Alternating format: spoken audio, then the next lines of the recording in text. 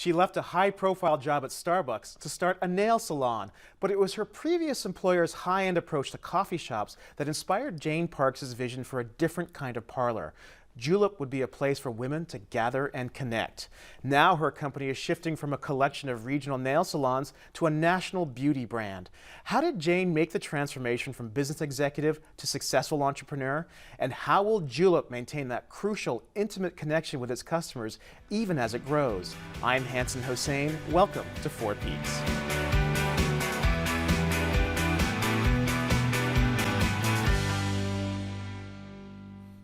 Well, Jane Parks, welcome.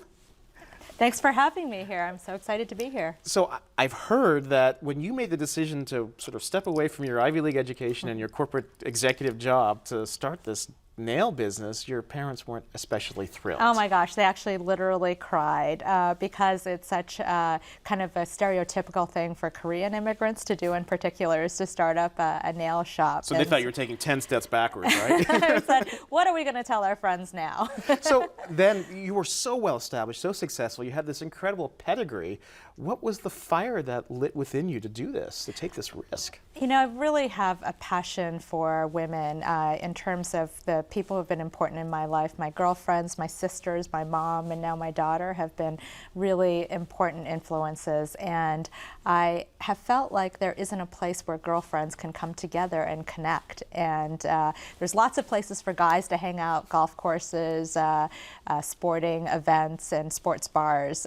But as I look to throw birthday parties for friends or a bridal shower for one of my best friends in Chicago, we really couldn't find a place that was sort of welcoming of us as a group who wanted to celebrate together. So it's kind of almost like a clubhouse in a way. You get to come here and gather and connect and share ideas. I love the idea that people don't need to use their spa voices when they're in a Julep salon. Exactly. That's what happened to us when I tried to throw the bridal shower in a spa, that we were sort of chastised for really just being excited for each other and kind of connecting. And so I wanted to create a place where people could talk, and maybe you could use Wi-Fi, that it was really a parlor hangout place, a third place where you could have a connecting moment and share that with your friend. So when you opened that first salon in Seattle, did it take a while for your clients to sort of catch on, or was it an overnight success?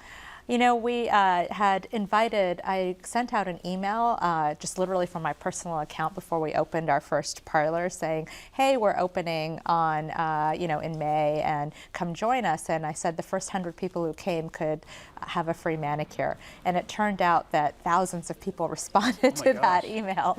So we were completely booked the whole first week. And that was an exciting way to kind of, even before social media was started, that was back in 2007, the way that women connect, and regardless of the medium, whether it's television or email, it's really exciting when you have a great idea that women are excited about, they're sure to share. In fact, we're looking right now at some video of inside your salon, and as a man, I felt like this is a place I'd like to hang out. It's really comfortable, that people want to be there. Well, there's a lot of 1,000 different details that we've thought about, including sort of where a woman might put her purse at the cash wrap, or where she might hang it when she's getting a manicure. We've really thought through every single step of that transition and how she interacts with the Julep parlor. Why do you think it's worked? I mean, especially because you opened your first salon in 2007. A year later, we faced the worst economic crisis since the Depression, but somehow you pushed through it, and now you're growing like crazy. Why, despite all this economic challenge, do people actually want this to still connect to this? I think it's because we had some very core principles that we stuck to all along in terms of our vision and what we wanted to accomplish. At Julep, we say that beauty is about connection, not competition, and that core about empowering women and respecting women has been central throughout everything that we do. So I think there's no other place, for example, where you can go and get your nails done where you don't have to breathe in the toxic fumes. And I was told when I first started that this would never work, that artificial nails are really the bread and butter of the nail salon business. And if we didn't do those toxic glue artificial nails, that we wouldn't have enough revenue to be able to make it.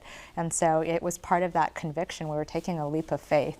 And it's really the women and girlfriends who came with us that made it happen. It's the first employees who kind of believed in our vision and wanted to work in a healthier work environment, where we also do sterilization of implements. And then it sort of got out in the community. I've recently heard that there was a doctor who was recommending his diabetic client to Julep because we're the only place where the implements are sterilized in a medical grade autoclave. That's amazing. So this idea of like connection, not competition. I even look at, we celebrate social media and digital media in our program. I look at your Pinterest account and what you guys do. I'm looking at the It Girl right now. What really astounds me, you've been very successful with Pinterest as a channel, but there's great diversity here represented. It's both ethnic diversity and physical diversity. We're not looking at those rail-thin women that you see on the cover of Cosmopolitan, that you actually want to show that range, that array, that people can feel comfortable. What I really love about nail color is that it's a way that women can express themselves. I don't think that any man has ever noticed, my husband definitely never notices what colors I'm wearing on my hands. It's something that we do for ourselves to add a pop of color, to participate in fashion trends, to have fun.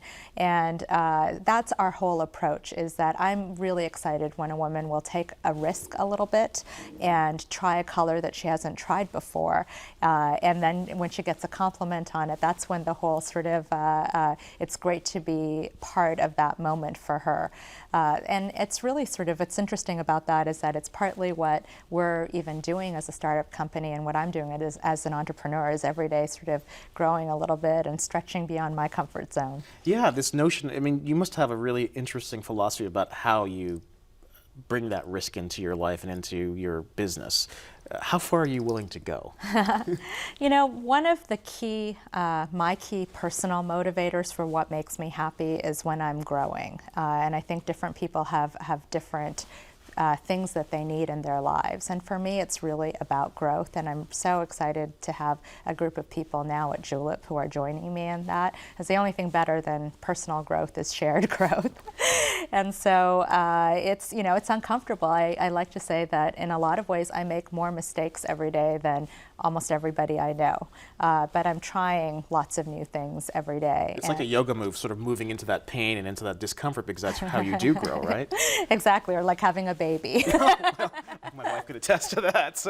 But you're looking for that growth. And in fact, I think that's something we want to explore in our next segment, because you're looking to make this next transformation in the business, and how do you maintain the essence of what has made this so successful to now and still scale up. So when we return with Jane Park, we'll talk through some of the challenges that she's facing at Julep and how she's looking at that growth and some of that pain and saying that they can take it on and move forward. So we'll be right back.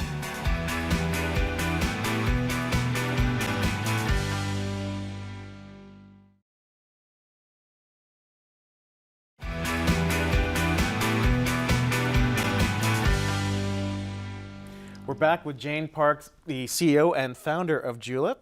So, Jane, you've had this enormous success right out of the bat with setting up these regional salons. Now you're looking at possibly growing this into a national brand. What is the thought process that's going behind that strategy from regional to big like that? As we were growing and creating these experiences in our parlors, really that's the way we think about it, is that, we created these really unique Julep experiences, and part of that was nail color that is limited edition. You can only find it at Julep, and we name them after women we admire, and they're small batch, so kind of when they're gone, they're gone. And we were doing this for our 4 parlors, and we thought, well, there's women all across the country who really wanted our nail color. I had met with some beauty editors earlier in the year trying to get them excited about our parlors, and they got really excited about our colors, and they wanted to buy them, and I couldn't tell them where they could get them because we didn't even really have an online website at that point. So it was really out of a customer interest in the changing up nail color and having access to the latest that we started thinking, we really should make this possible for women across the country. So to you have truly access. were living your parents' nightmare. You really wanted to start a salon, and all of a sudden, almost by accident, you realized that people were actually demanding this across the country. It wasn't necessarily part of the initial strategy. Well, that's exactly right. I mean, I think I always felt like there was a power in brands. I mean, obviously from where I've worked in my past, I think that a company has a sort of a story to tell and a promise that they're making to their consumers via everything they put forth in their brand. So it was always exciting to me to kind of create that story and be able to create the highest quality products. And once we were doing that, it was just a kind of an inherent impulse to share that with more girlfriends. So when I look at the care that you put into your quality of your products, plus the quality of the conversations and connections that you have with your customers, how are you proceeding now to grow and expand while you try to maintain that? What's exciting about the way that we do things is it's just very different than any other beauty company. So first of all, because we have our parlors, we're always talking firsthand to women and trying different products with them. Our parlor guests have been so wonderful in giving us advice and thoughts and really sharing their needs with us. So we're really developing products in 4 labs where we're testing it and working with women every day. So I think that's how we come up with the best ideas and the best quality products. And then what's interesting about the online model of what's possible today with e-commerce is that we're able to innovate much faster than any of the other leading beauty companies out there because we're not limited to physical shelf space. So if you think about one of the larger beauty brands, the reason they can only put out 2 new products a year is not because it's not possible to develop more, it's because there's only physical shelf space. There's only so much physical space they can go into in a Nordstrom or a Macy's or one of the larger retail distribution partners. For us online, the shelf space is unlimited. It's about our imagination and what we can create for our customers. And we don't have to go and say, here's our crazy marketing budget and here's everything that we need to do to support this one SKU. Will you please put it in your store? So you're almost like the Amazon of beauty products. We get to ask ourselves, right? hey, will you put it on our shelves? And I always say yes. That's incredible. That's incredible freedom, isn't it? But you only have that one warehouse still, right? We do. It's kind of growing to the gills. Actually, it's our 2nd warehouse already. And I started out just about a couple years ago with my car being our primary warehouse, and then we got our offices started getting overcrowded. People couldn't work at their desks because we had products piled everywhere, and finally we got a separate warehouse, and then that became too small, so we just moved into a warehouse that's about 10 times bigger than our first one. So what do you think then, given all the success, what is the fundamental challenge that you're facing right now that you're looking to overcome? It's really about making sure that as we grow, our culture and who we are as Julep is being kind of not diluted in any way with the additional people who join us within our company, as well as the other women we're connecting with across the country. So we really try to take all the passion and the authentic conversations that are happening in our parlors and in the core group, my phenomenal senior management team, and make sure that they're extending as clearly and as powerfully as possible across everybody who is part of our community. Well, that's great. Well, I think when we come back after the break, we'll take that on head on and discuss how we could help you further that reach and make sure you sustain the nature of those connections. Oh, that's exciting. We'll be right back with Jane Park.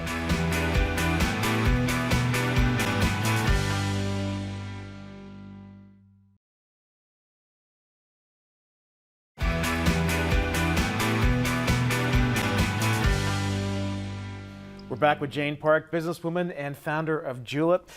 Jane, you've outlined a particular challenge you're facing. That as you grow, you want to build the brand, but still maintain that intimacy and connection that's mattered so much to help fuel that growth. What's interesting to me is that you have these 4 salons, parlors here in Seattle, which have actually served as kind of listening posts for what you do. So as you go national, the fact that people are still subscribing to you in every possible state, is there a need then to have some more listening posts, or is virtual okay?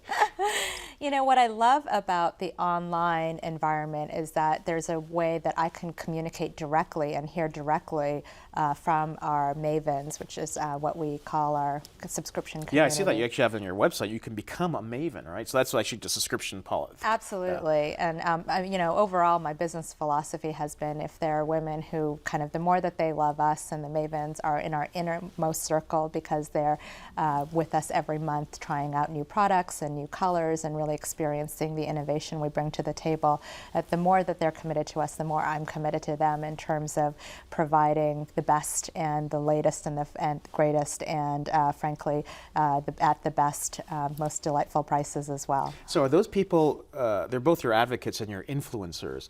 Do they have a certain voice or even a level of autonomy on your social sites where they can actually express that? Absolutely, and I love that direct interaction. I mean, often I handwrite notes all the time to different mavens, or I'm on as myself talking to people, and it's very funny when people say, I don't really believe that's Jane Park, and I feel like, what do I have to do to prove to you that it's really me? Because I think that's what's one of the most exciting things about social media and online engagement today is that I, as the founder and CEO of now a multi-million-dollar beauty company, can literally reach out and have a one-on-one interaction with our customers, whether they're in Boston or Alaska or, you know, right around the corner here in Seattle.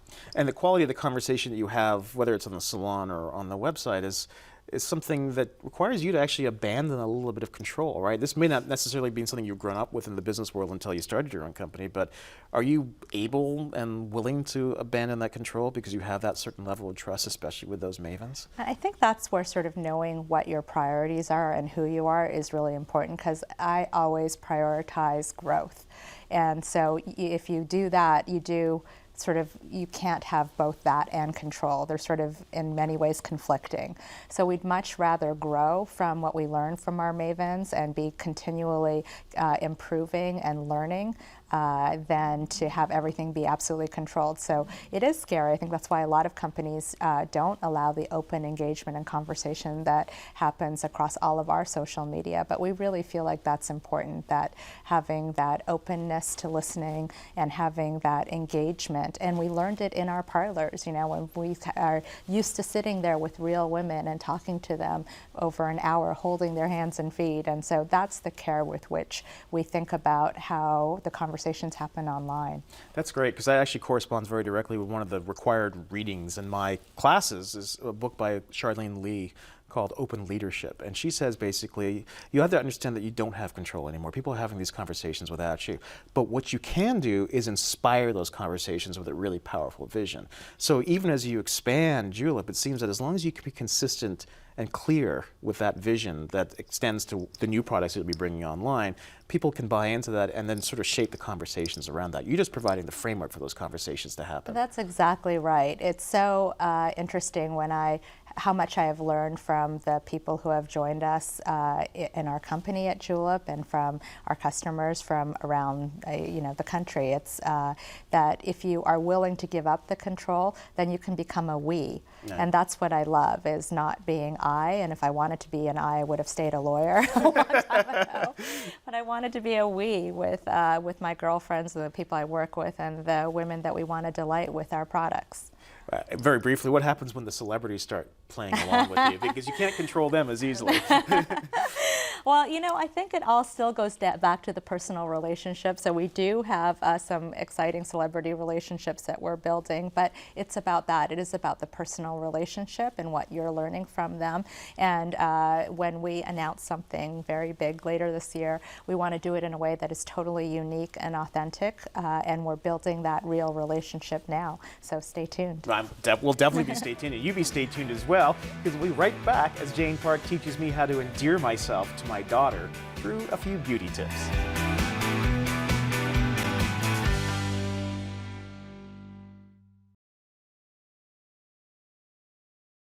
Four Peaks is made possible by generous support from Weber Shandwick.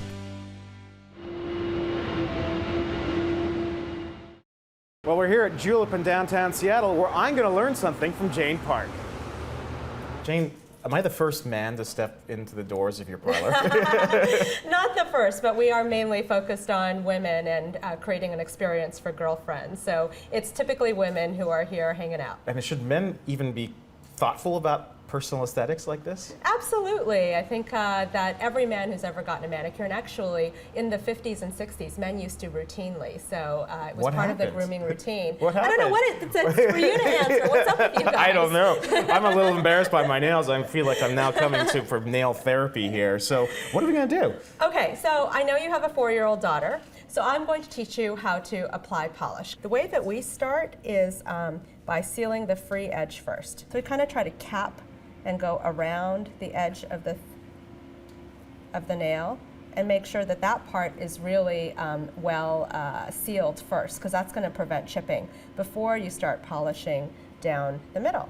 And although I'm learning to do this with my daughter, I play guitar as well, and you're mentioning, it sounds like we're talking about nail health as well. Is there anything I should be doing as a man, as a guitarist, to actually make sure that things like that don't happen, like chipping and make the health of the nails generally? You know, the most important thing is to keep your cuticles healthy, because that's where your nail starts growing. And so using cuticle oil regularly is really important. That's something a man can do regardless, right? Absolutely, and we have a great one that comes in a roller ball, so that let that dry a little bit and then do a second coat. So you can see a first coat, and it's great to leave it to dry for a couple of minutes before you do the second coat. And I noticed So you when didn't you're- get really deep along the edges. Is that something we just leave that alone normally in terms of, I guess, well, I've never done it before, so who knows? So do you want to try that yourself?